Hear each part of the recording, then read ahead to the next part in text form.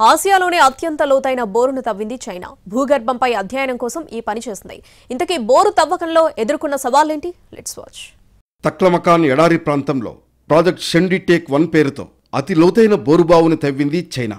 10.9 కిలోమీటర్ల లోతు బావిని తవ్వినట్లు చైనా నేషనల్ పెట్రోలియం కార్పొరేషన్ సిఎన్పిసి తెలిపింది. ఆసియాలోనే ఇది అత్యంత లోతైన బావి.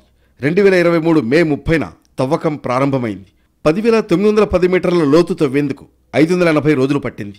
10,000 మీటర్ల లోతు వరకు తవ్వేందుకు 279 రోజులు పట్టింది. ఇక 910 మీటర్ల డ్రిల్లింగ్కు 300 రోజులు శ్రమించాల్సి వచ్చింది. మొత్తం 12 భౌగోళిక నిర్మాణాలకు చొచ్చుకుపోయింది ఈ బావి. 50 కోట్ల సంవత్సరాల నాటి రాతి పొరల్ని చేరుకుంది.